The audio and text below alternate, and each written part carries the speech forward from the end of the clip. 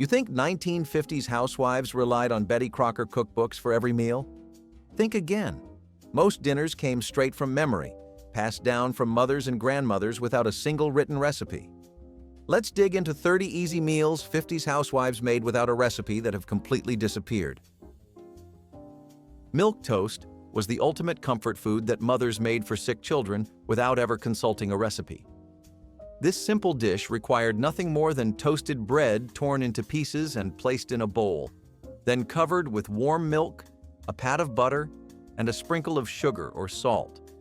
The bread softened into something between soup and cereal, easy to digest and gentle on upset stomachs. Housewives learned this from their own mothers during childhood illnesses, and the technique never needed writing down. The warm milk soothed sore throats, while the butter added richness that made medicine go down easier. Doctors recommended milk toast for patients recovering from surgery throughout the decade. Children who grew up eating it during measles remembered the taste decades later as pure maternal love in a bowl. The dish cost almost nothing and used ingredients every kitchen stocked. Today, milk toast has vanished from American tables, replaced by canned soups that lack the personal touch. Creamed peas on toast was a weeknight staple that housewives assembled in minutes without measuring cups or recipe cards. A can of peas was drained and stirred into a simple white sauce made from butter, flour, and milk, whisked together until thick. The creamy mixture was spooned over slices of toasted bread, creating a meal that satisfied hungry families when the grocery budget ran thin. This dish appeared on tables across America during the early 50s, especially toward the end of the month when paychecks stretched tight. Housewives made the white sauce by feel, knowing exactly when the flour was cooked enough and the milk had thickened properly. The peas added color and sweetness while the toast soaked up every drop.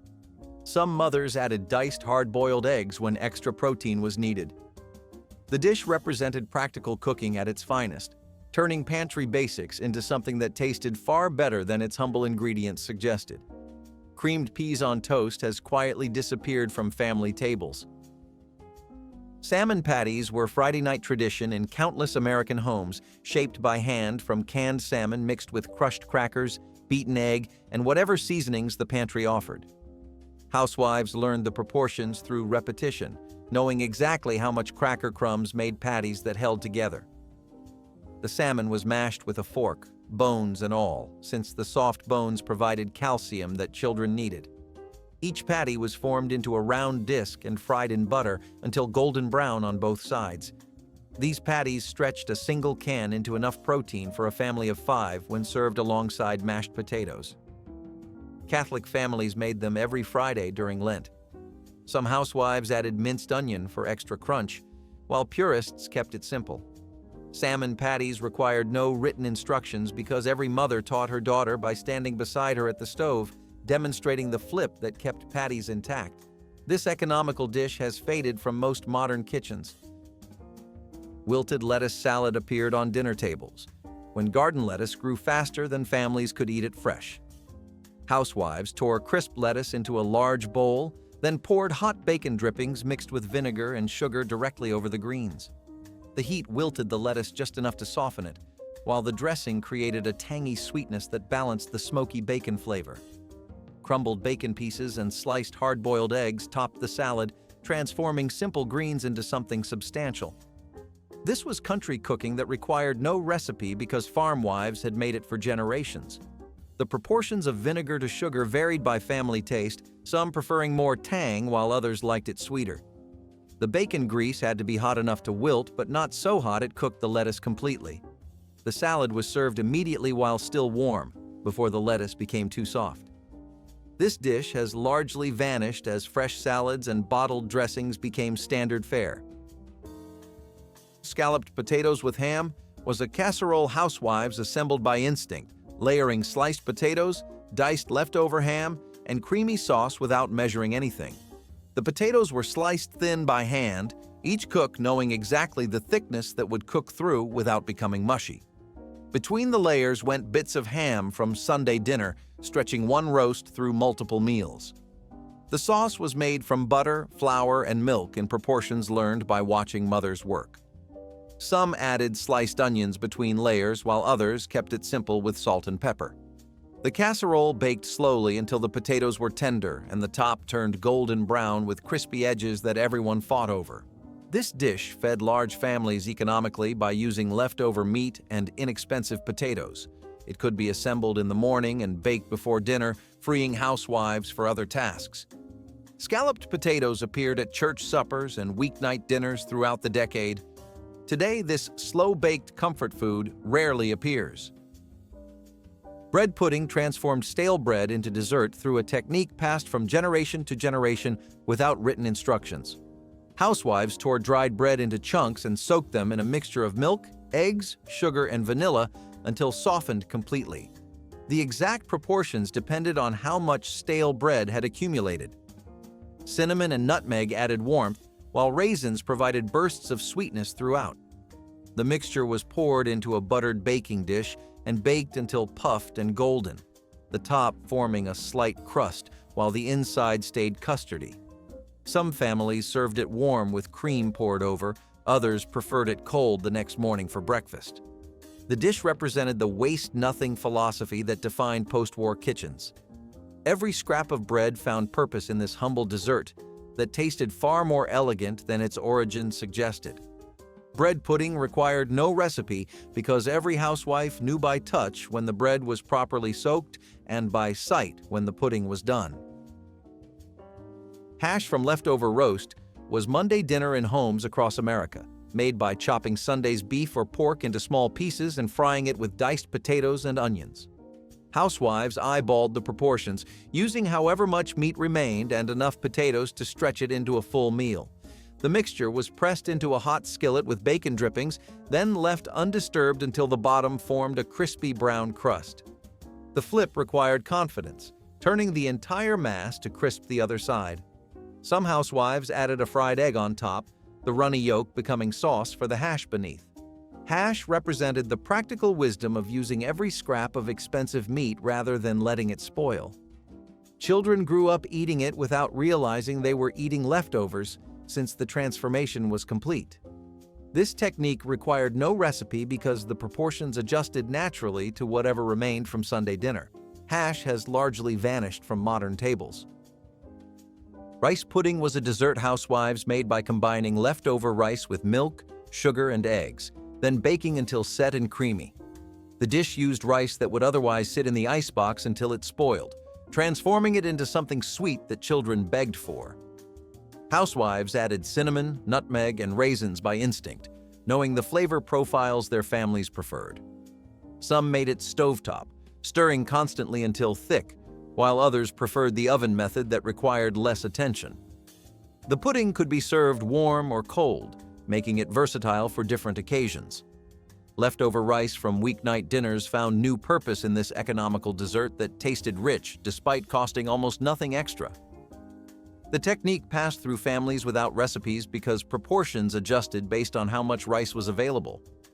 Housewives judged doneness by jiggling the pan and knowing when the center was set but still creamy. Rice pudding appeared at potlucks and family dinners throughout the 50s. Wacky cake was a chocolate cake housewives made during the war years and kept making through the 50s because it required no eggs, butter, or milk. The recipe was mixed directly in the baking pan, creating 3 wells in the dry ingredients where vinegar, vanilla, and oil were poured before water was added. The chemical reaction between vinegar and baking soda made the cake rise without eggs, producing a tender crumb. Housewives memorized the proportions because the recipe was so simple and the results so reliable. The cake was moist and chocolatey, perfect for school lunches or weeknight desserts when fancier cakes seemed like too much work. Some called it crazy cake, but every version used the same basic technique of mixing in the pan. Children never knew they were eating a Depression-era survival recipe because it tasted just as good as any layer cake. Wacky cake represented ingenuity, proving that limitations could produce something genuinely delicious. This clever cake has faded from memory. Cubed steak with gravy was a weeknight dinner that housewives made by pounding cheap cuts of beef until tender, then frying them and smothering them in homemade gravy. The meat was seasoned with salt and pepper, dredged in flour and browned in hot fat until a crust formed on both sides. The steaks were removed while the gravy was made in the same pan, using flour and milk stirred into the drippings until thick. Everything went back together, the steaks simmering in gravy until the meat was fork tender. This dish turned tough, inexpensive meat into something that felt almost luxurious. Housewives knew by sight when the gravy was thick enough and by touch when the meat was tender. The technique required no written instructions because mothers stood beside daughters at the stove, teaching the feel of proper gravy consistency. Served over mashed potatoes or egg noodles, cubed steak stretched the grocery budget while satisfying appetites. This practical dish has largely disappeared. Fried cornmeal mush was a breakfast housewives made from the simplest ingredients, cooking cornmeal in water until thick, then chilling it overnight before slicing and frying. The mush was poured into a loaf pan after cooking, where it set into a firm block that could be sliced the next morning. Each slice was fried in butter or bacon drippings until golden and crispy on both sides, the exterior crackling while the inside stayed soft. Housewives served it with maple syrup or alongside eggs and bacon for a hearty morning meal. The technique required no recipe because the proportions were simple, and the method was learned by watching. Cornmeal was cheap and filling, making this dish a budget-friendly way to feed hungry families before school. Children loved the contrast between crispy edges and tender centers. This dish stretched back generations, connecting 50s families to grandparents who survived harder times. Fried cornmeal mush has nearly vanished from modern breakfast tables. Potato soup was a weeknight staple that housewives made by peeling potatoes, dicing them small, and simmering them with onions in milk until everything became soft and creamy. The soup required no recipe because every cook knew by instinct how much liquid to add and when the potatoes were done. Some housewives mashed part of the potatoes against the pot to thicken the broth while leaving chunks for texture. A generous amount of butter went in at the end, along with salt and pepper to taste. The soup was cheap, filling, and could stretch to feed unexpected guests by adding more milk. Celery or bacon were added when the pantry allowed, but the basic version needed nothing more than potatoes, onions, milk, and butter. Children ate it without complaint because the creamy texture felt comforting on cold evenings. This soup represented the practical wisdom of turning inexpensive vegetables into something rich and satisfying. Potato soup has faded from regular rotation in most modern homes. Tomato soup cake was a chocolate-colored spice cake that housewives made using a can of condensed tomato soup as the secret ingredient. The soup added moisture and tanginess that made the cake incredibly tender without anyone guessing what was inside. Housewives mixed the soup with flour, sugar, baking soda, and spices like cinnamon, cloves, and nutmeg, creating a batter that baked into something rich. Raisins or chopped nuts were folded in when available. The cake was often topped with cream cheese frosting, though many families ate it plain or dusted with powdered sugar. This recipe spread through communities during the Depression and remained popular through the 50s. Children never suspected tomato soup was involved. They just knew the cake was delicious.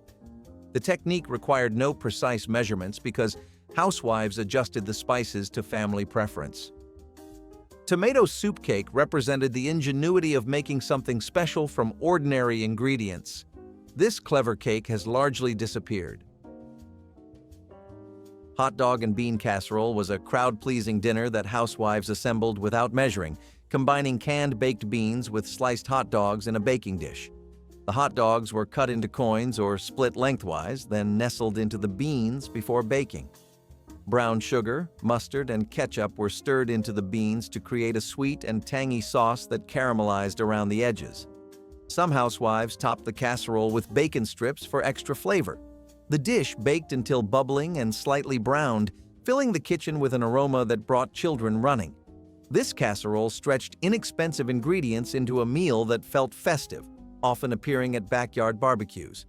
The proportions varied by family and by how many mouths needed feeding. Housewives knew by experience how much sweetness to add and when the casserole was done. Hot dog and bean casserole represented practical cooking that turned simple ingredients into something everyone loved. This comfort food has faded from family tables. Welsh rarebit was a cheese sauce poured over toast that housewives made for quick suppers when time and groceries ran short. Sharp cheddar cheese was melted with butter, a splash of beer or milk, and seasonings like mustard and Worcestershire sauce until smooth. The sauce was spooned over thick slices of toasted bread, sometimes with a poached egg on top for extra protein. The dish felt elegant despite its simplicity, the rich cheese sauce transforming ordinary toast into something special. Housewives made it by feel, knowing how much liquid created the right consistency. Welsh rarebit appeared on dinner tables when the icebox was nearly empty, and shopping day was still ahead. Children loved the gooey cheese, while adults appreciated how quickly it came together. The technique passed through families without written recipes because the method was straightforward. Welsh rarebit represented the art of elevating simple ingredients into satisfying meals. This quick supper dish has largely disappeared from American kitchens. Macaroni and tomatoes was a simple skillet dinner that housewives made by combining cooked elbow macaroni with canned tomatoes, butter, and sugar. The sweetness balanced the acidity of the tomatoes while the butter added richness that coated every noodle. Some housewives added a bit of onion or green pepper, while others kept it pure with just pasta, tomatoes, and seasoning. The dish came together in minutes and cost almost nothing, making it a regular weeknight meal when budgets stretched thin. Children ate it eagerly because the combination of sweet and savory appealed to young palates. The proportions varied by household and by how much pasta needed using up. Housewives stirred the mixture over medium heat until the tomatoes broke down and created a sauce that clung to the macaroni. Salt, pepper, and sometimes a pinch of Italian seasoning finished the dish. Macaroni and tomatoes represented the practical wisdom of turning two cheap ingredients into a filling meal. This homey dish has quietly vanished from most modern dinner tables. Porcupine meatballs were ground beef mixed with raw rice that cooked inside the meatballs, the grains poking out like little quills when done. Housewives combined ground beef with uncooked rice, egg, onion, and seasonings, then formed the mixture into balls and simmered them in tomato sauce. As the meatballs cooked, the rice absorbed liquid and expanded, creating the spiky appearance that gave the dish its name. Children were fascinated by the texture and often requested these meatballs over plain ones. The tomato sauce was usually made from canned tomato soup or crushed tomatoes thinned with water. Nothing fancy but deeply satisfying. The dish stretched a pound of ground beef into enough food for a large family by adding the filling rice. Housewives knew by experience how much rice to add and how long to simmer until the grains were tender. Porcupine meatballs appeared on weeknight tables throughout the 50s, a fun and economical dinner that children actually enjoyed. This clever dish has largely disappeared from family cooking.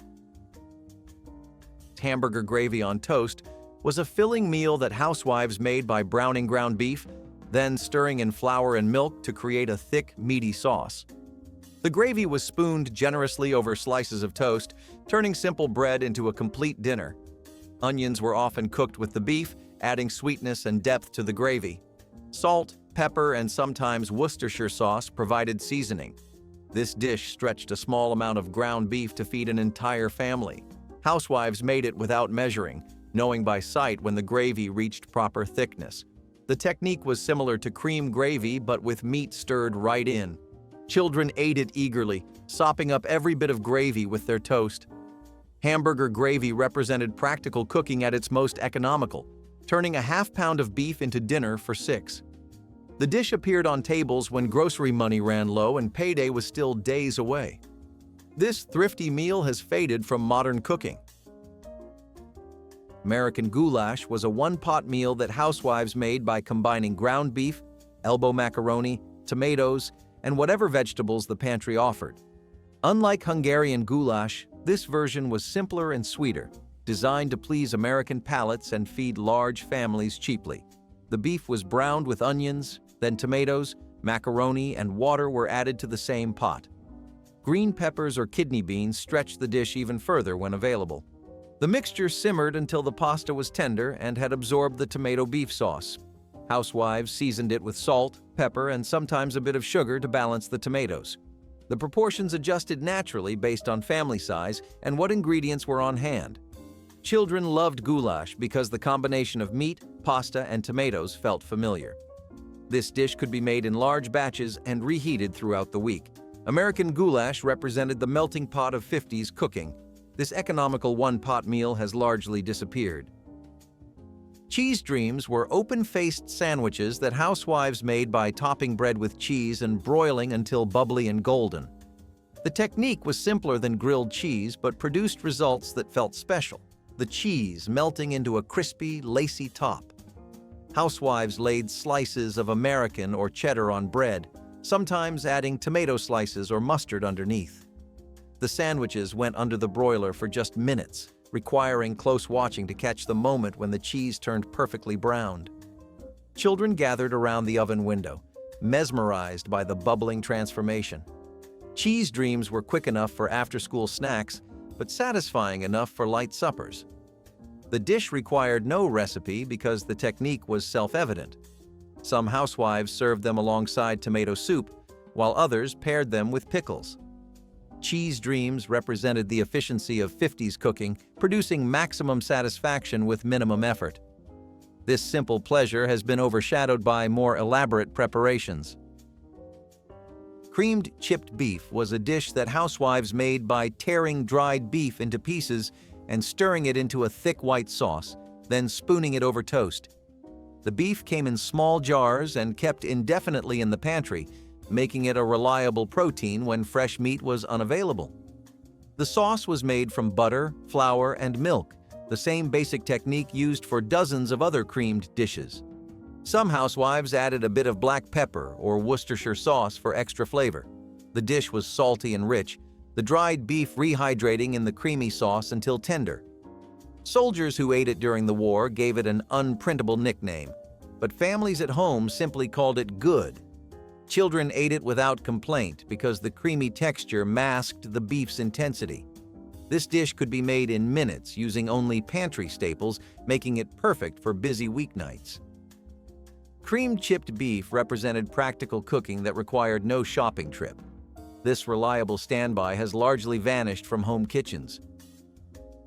Tuna wiggle was a creamed tuna dish that housewives spooned over toast, biscuits, or noodles when quick dinners were needed. A can of tuna was drained and folded into white sauce made from butter, flour, and milk, with frozen peas added for color and sweetness. The dish came together in minutes, using ingredients that every kitchen stocked.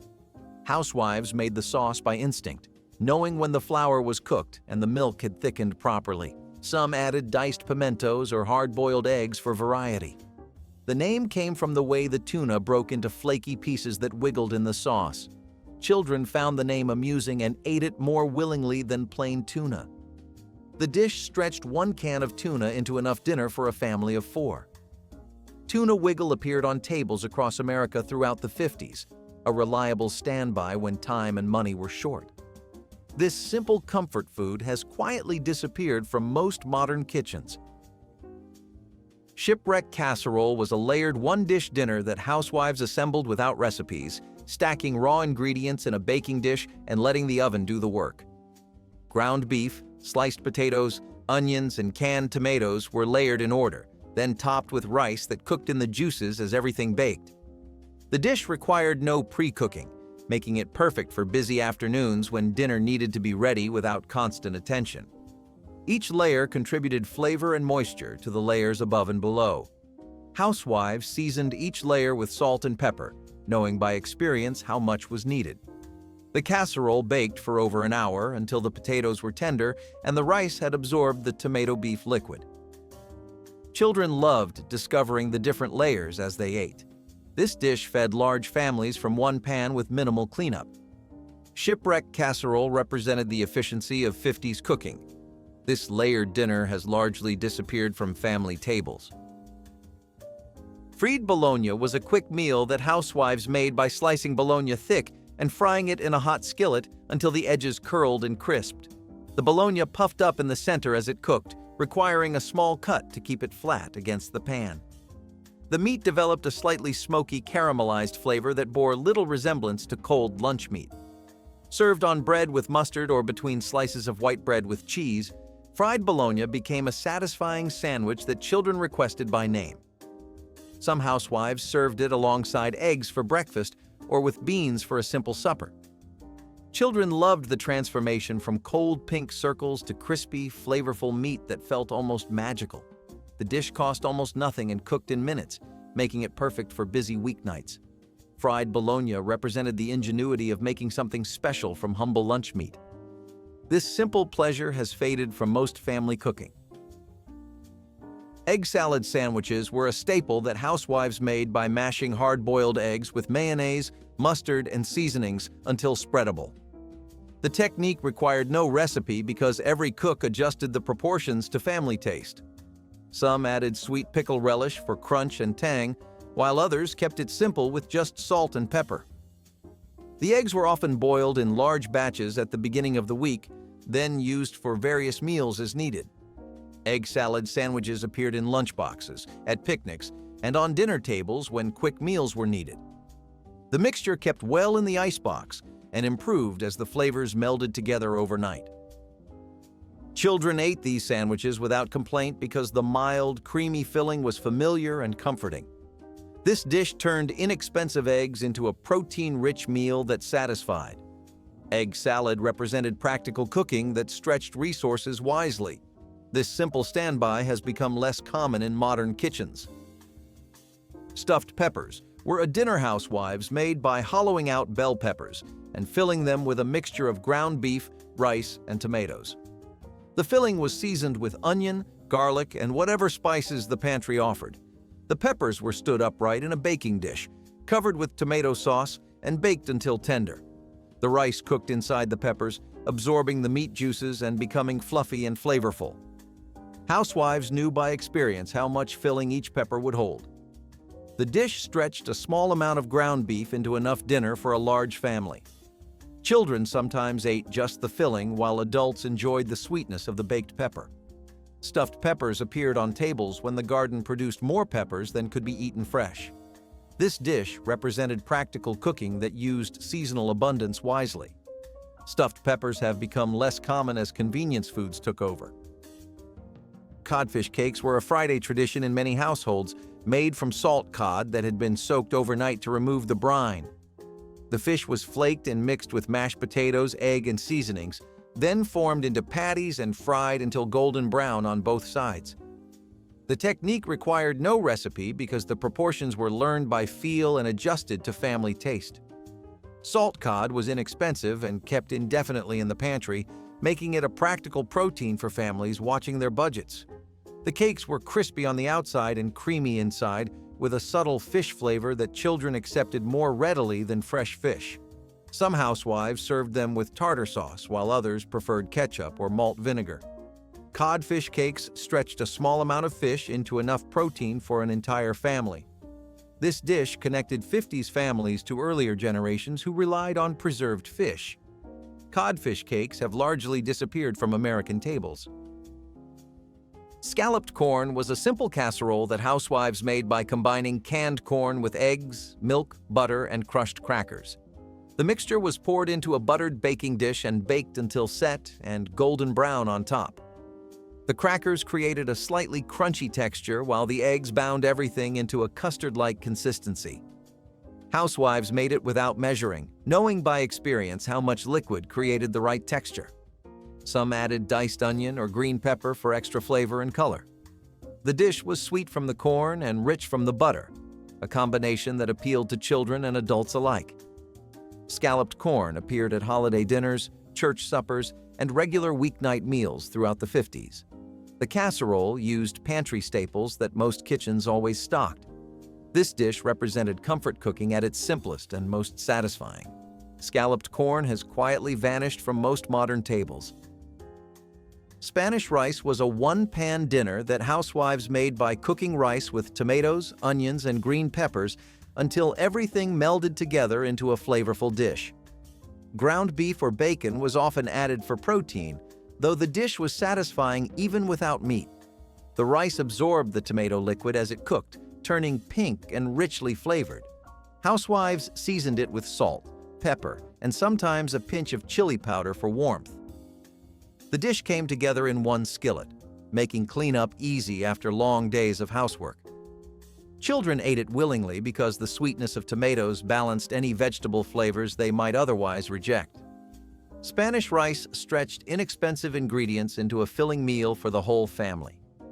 The technique required no recipe because the proportions adjusted based on family size. This dish appeared on tables across America throughout the 50s. Spanish rice has faded from regular rotation in most homes.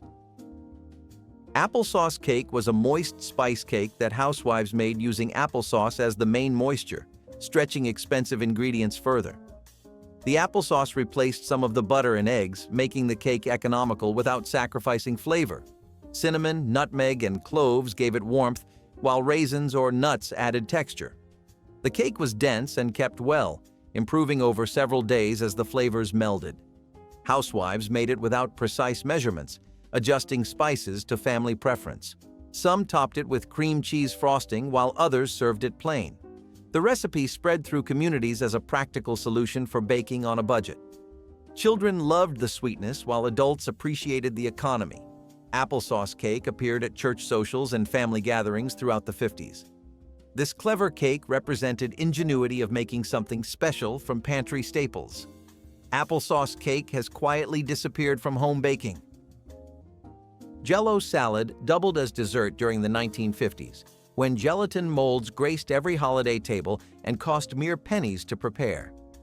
A single box of flavored gelatin could be stretched with canned fruit, nuts, and whipped topping to serve 8 or more people generously. Red and green versions made natural Christmas centerpieces, their jewel-like colors glowing under dining room lights. Children loved the wobble and jiggle, while adults appreciated the light sweetness after heavy holiday meals. The molds required only hot water to dissolve the gelatin, then refrigeration overnight to set. Cottage cheese or cream cheese mixed in created richer variations that seemed almost like cheesecake. Families competed to create the most elaborate molds, layering colors and adding suspended fruits that looked like edible artwork.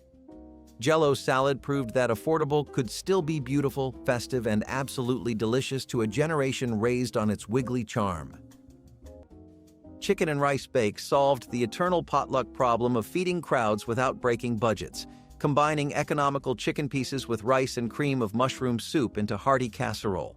Church ladies arranged chicken thighs or drumsticks over uncooked rice, poured diluted soup across everything, then covered tightly and baked until rice absorbed liquid and chicken fell off bones. The dish emerged steaming, rice fluffy and infused with chicken fat, meat tender enough to shred with a fork.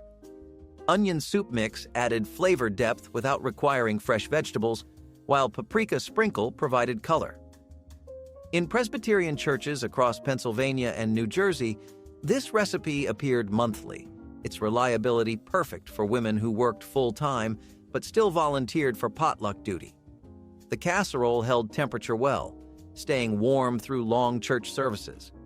Children ate it willingly, adults appreciated its substance, and everyone recognized it as comfort food requiring minimal effort but maximum love. Tomato and herb omelet celebrated the fresh flavors of backyard gardens and farmers markets that became increasingly popular during the 1960s as more families embraced local produce.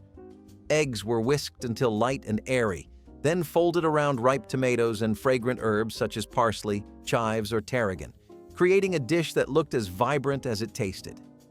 This omelet delivered plenty of protein and vitamins while allowing home cooks to highlight seasonal vegetables without spending extra money on expensive meats.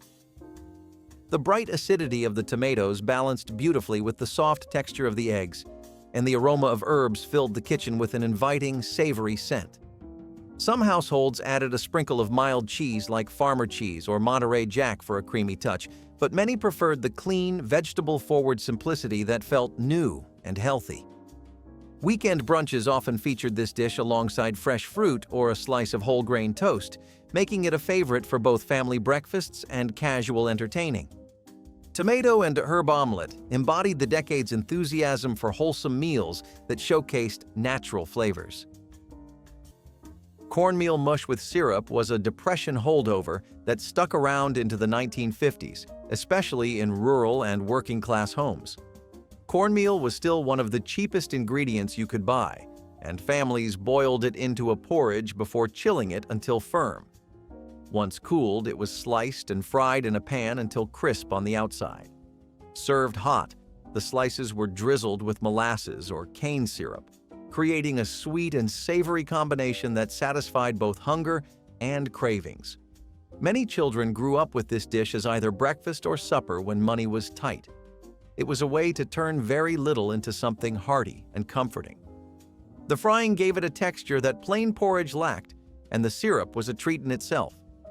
Cornmeal mush carried a sense of tradition and resourcefulness, proving that even the simplest ingredients could make a memorable meal.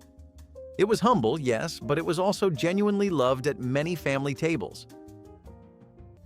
Cabbage roll casserole was a staple of frugal cooking, turning ground meat and rice into a filling dinner wrapped in cabbage leaves.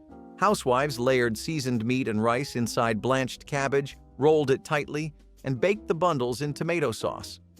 The dish was practical because cabbage was inexpensive and abundant, especially from backyard gardens. Children were sometimes hesitant at first, but the rich tomato sauce and savory filling won them over. Adults appreciated the satisfying flavor and the fact that a little meat went a long way when paired with rice and vegetables.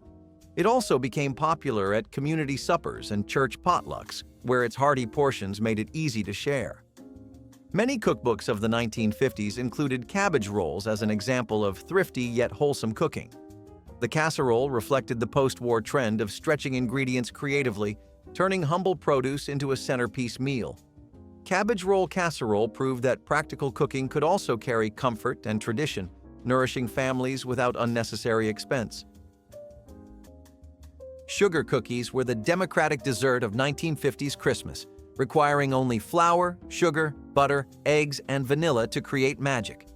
The dough rolled out smooth and flat, ready for cookie cutters in every holiday shape imaginable: stars, bells, trees, and Santa faces. Children gathered around kitchen tables, pressing cutters into dough and carefully transferring shapes to baking sheets. Plain cookies were beautiful enough, but colored sugar or simple icing transformed them into edible art. The recipe yielded dozens of cookies from basic ingredients, making them perfect for classroom parties and neighbor gifts. Mistakes could be re-rolled and cut again, ensuring nothing went to waste. The cookies kept for weeks in tins, their crisp texture giving way to buttery sweetness with each bite. Sugar cookies represented Christmas itself, the smell of them baking signaling that the season had truly arrived at last. Angel food cake with strawberries represented simplicity elevated to art form, its white cake and red berries creating patriotic presentation perfect for church gatherings. Church ladies either baked cakes from scratch, beating egg whites by hand until peaks formed, or bought them from bakeries, focusing their efforts on the strawberry topping. Fresh berries were sliced and macerated with sugar until they released juice that turned into natural syrup, then spooned generously over cake slices just before serving. The combination was perfect: airy cake soaking up sweet berry juice, creating bites that dissolved on the tongue. In congregational churches across New England, this dessert appeared at every spring and summer potluck, its freshness providing contrast to heavier casseroles. Women competed to present the most beautiful cakes using tube pans that created dramatic height. Some added whipped cream, others served it plain, but everyone understood that simplicity was the point, requiring minimal ingredients but maximum timing, since cake couldn't be assembled early. Whole wheat buttermilk pancakes brought hearty goodness to the breakfast table when families wanted the comfort of pancakes without the heaviness of refined white flour. The 1960s saw a growing interest in whole grains, and cooks experimented with blending wheat flour into traditional batters to create a nutty flavor and a pleasant, earthy aroma. Buttermilk added tang and tenderness, ensuring each pancake was fluffy yet filling, a perfect canvas for fresh fruit or a drizzle of warm maple syrup. Many homemakers liked that these pancakes kept children satisfied well past lunchtime thanks to their higher fiber content, which was a talking point in health columns and women's magazines of the time. Recipes often suggested adding chopped apples, sliced bananas, or even sunflower seeds for a crunchy twist, while some adventurous cooks folded in a pinch of cinnamon for gentle spice. Whether served on a lazy Saturday morning or a busy weekday, whole wheat buttermilk pancakes reflected a forward-thinking spirit that embraced nutrition while honoring the familiar joy of a classic American breakfast stack. Egg foo young, in its Americanized form, was another creative answer to the 1950s challenge of making cheap meals taste indulgent. It took simple eggs, often powdered or stretched with fillers, and combined them with chopped vegetables like onions, celery, or bean sprouts. The mixture was fried into a patty, then topped with a savory brown gravy. This version bore only loose resemblance to the Chinese original, but American households adored it for its flavor and affordability. Immigrant restaurants had introduced the dish, and families quickly adapted it at home with whatever vegetables were on hand. It was a way to take leftovers and turn them into something that felt new and special. The gravy was the finishing touch, transforming a basic egg patty into a full dinner that paired perfectly with rice. Egg foo young became a symbol of post-war curiosity about international flavors, even if it was heavily altered for American tastes. Above all, it was cheap, filling, and surprisingly delicious. Creamed chipped salmon on toast was a thrifty mid-century twist on the more familiar chipped beef, made with canned salmon that was both affordable and shelf-stable. Housewives opened a can, stirred the fish into a creamy white sauce made with milk and flour, and poured it over slices of toasted bread. It was quick, filling, and dependable, especially for families trying to stretch budgets while still putting something warm on the table. The mild flavor of salmon worked well with the sauce, turning plain pantry ingredients into a dish that felt hearty and even a little special.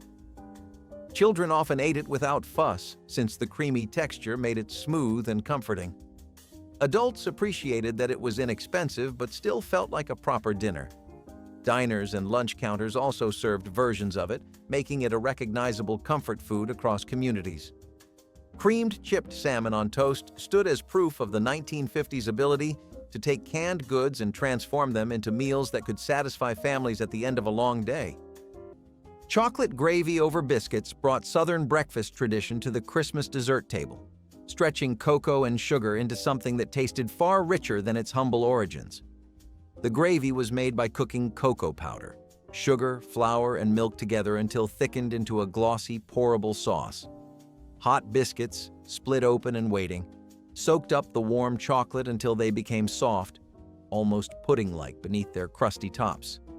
The combination cost pennies yet delivered chocolate satisfaction that expensive cakes could not surpass. Children would eat 3 or 4 biscuits drowning in gravy, their faces smeared with chocolate and happiness. Families stretched the recipe further by using leftover biscuits from breakfast, ensuring nothing went to waste. The gravy could be made in minutes, perfect for Christmas morning when other demands competed for attention. Chocolate gravy proved that poverty and pleasure were not opposites but partners. Watergate salad earned its political name in the early 70s, but church ladies had been making pistachio fluff for potluck since the 50s, its green color and marshmallow sweetness making it instant favorite.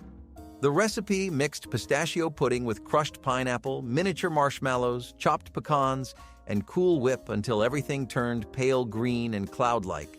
No cooking required, just stirring and refrigerating until marshmallows softened and flavors melded. Church ladies served it in crystal bowls or molded into shapes, its festive color making every potluck table look celebratory. The texture was simultaneously creamy, chewy, and crunchy, hitting multiple pleasure points with each spoonful.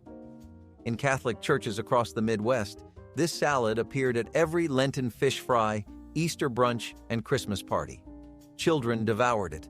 Parents pretended it counted as fruit serving because of pineapple, and grandmothers knew it was pure indulgence but served it anyway. Date nut bread.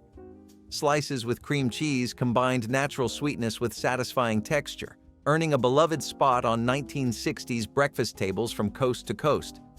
This quick bread was made with chopped dates for gentle caramel notes and crunchy walnuts for heartiness, baked into a loaf that filled kitchens with a warm, toasty aroma. Once cooled, thick slices were spread with a generous layer of smooth cream cheese, creating a balance of earthy nuts, sweet fruit, and creamy tang that felt indulgent yet wholesome.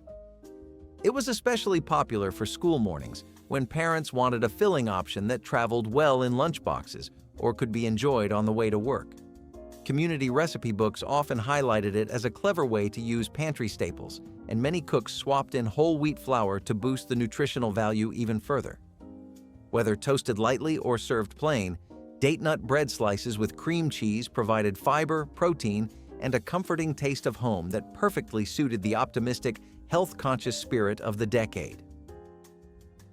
Hot water cornbread was a humble yet satisfying dish that brought Southern tradition into mid-century kitchens across America. The recipe was simple: cornmeal mixed with boiling water until thick, shaped into patties, and fried until golden in hot bacon grease.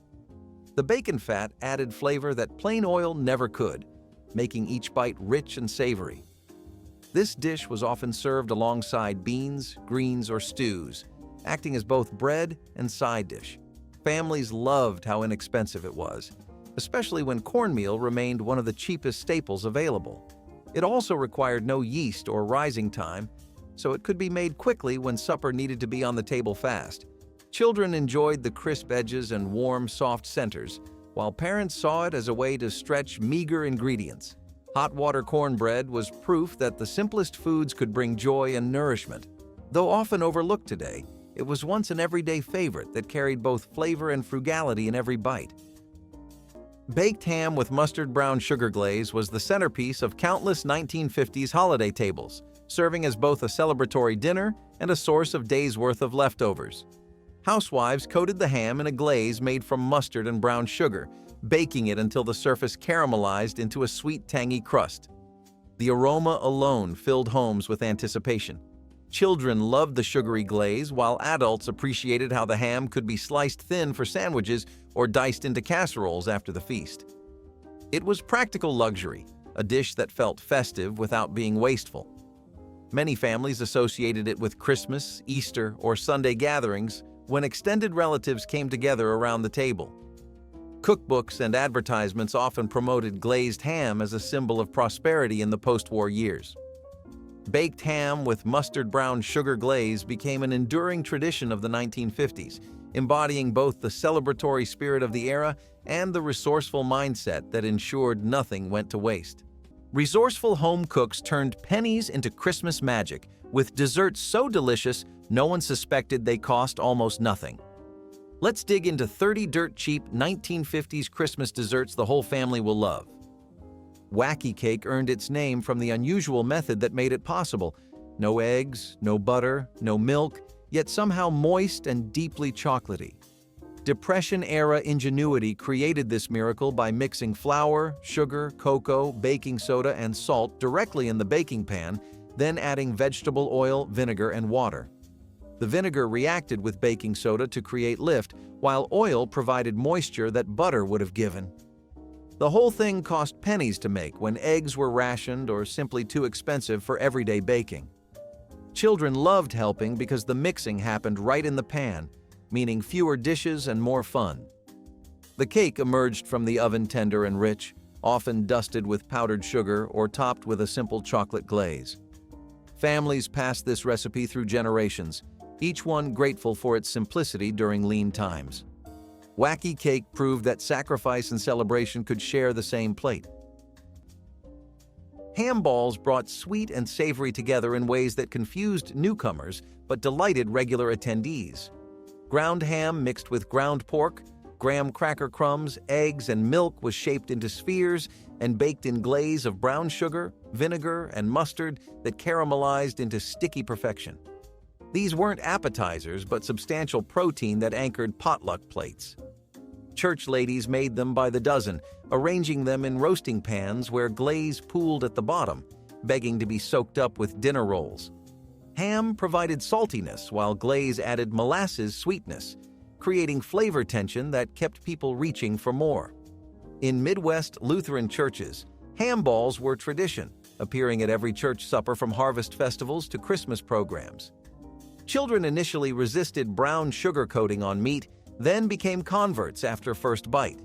Ham balls represented resourcefulness, using leftover ham transformed into celebration food, proving church ladies wasted nothing while creating everything delicious.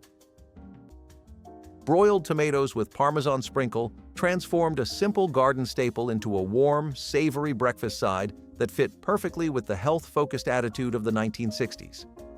Ripe tomatoes were sliced in half, seasoned lightly, and broiled until their edges softened and juices bubbled, then topped with a delicate dusting of freshly grated Parmesan cheese for a gentle burst of salty richness. The quick cooking method preserved vitamins while concentrating the natural sweetness of the fruit, offering a nutrient-rich alternative to heavier breakfast meats.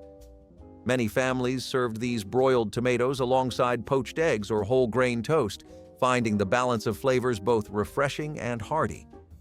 Food writers admired the dish for its elegance and simplicity, noting that even novice cooks could achieve impressive results in minutes. Broiled tomatoes with Parmesan sprinkle captured the essence of the decade's culinary goals by proving that a handful of wholesome ingredients and a few minutes under the broiler could create a memorable start to the day. Fried bologna with onions was one of those dishes that turned a humble ingredient into something memorable. Bologna was one of the cheapest deli meats you could buy in the 1950s, and families made it stretch by frying it in a skillet. The heat gave it crisp edges, while the addition of sautéed onions brought sweetness and depth. Served on bread or with potatoes, it became a surprisingly comforting supper. Children often enjoyed the sizzle of the frying slices, while adults appreciated its low cost and convenience. Some families even treated it as a substitute for steak on nights when money was tight. It had a smoky flavor once cooked that was far richer than expected from such an inexpensive product. Fried bologna with onions reflected the ingenuity of post-war households that valued practicality above all. It was proof that even scraps could be turned into something hearty and delicious with just a hot pan and a little imagination. Beef and cabbage hot dish was the kind of recipe that felt both hearty and thrifty, the very definition of mid-century practicality. Housewives browned ground beef with onions, layered it with chopped cabbage, and baked it all together in a simple tomato base. The result was a filling casserole that stretched a pound of meat into enough servings to feed a hungry family. Children often wrinkled their noses at the sight of cabbage, but once it baked down with the beef and sauce, it became sweet and tender, blending smoothly with the other flavors. Adults appreciated how nourishing it was, providing both protein and vegetables in one easy pan. Church cookbooks of the 1950s often featured variations of this dish, reflecting its popularity across communities. It was affordable, convenient, and required only pantry staples, making it a dependable weeknight choice.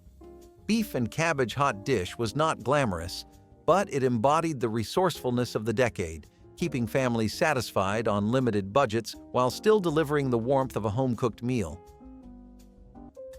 Bread pudding transformed stale loaves into Christmas comfort, turning what would have been waste into one of the most beloved desserts of the era. Thrifty housewives saved bread heels and dried slices throughout the week, knowing Sunday's pudding depended on their frugality. The bread was torn into pieces, soaked in a custard of eggs, milk, sugar, and vanilla, then baked until golden and puffed. Raisins or dried fruit added sweetness when available, while cinnamon and nutmeg made the kitchen smell like the holidays. The custard transformed dry bread into something almost magical, creamy in the center with crispy edges that everyone fought over. A simple sauce of butter, sugar, and vanilla, or whiskey for the adults, turned humble ingredients into celebration. Bread pudding cost nearly nothing yet delivered warmth and satisfaction that expensive desserts could not match. It taught children that nothing should ever go to waste. Again, these church ladies were culinary architects transforming post-war ingredients into dishes that defined community, comfort, and celebration. Here are 30 recipes church ladies made for every potluck that kept entire congregations fed, blessed, and coming back for seconds every time. Funeral potatoes earned their somber name from purpose not taste, appearing at gatherings where comfort was needed most. These combined cubed potatoes with cream of chicken soup, sour cream, butter, and cheddar cheese, topped with crushed cornflakes that baked golden.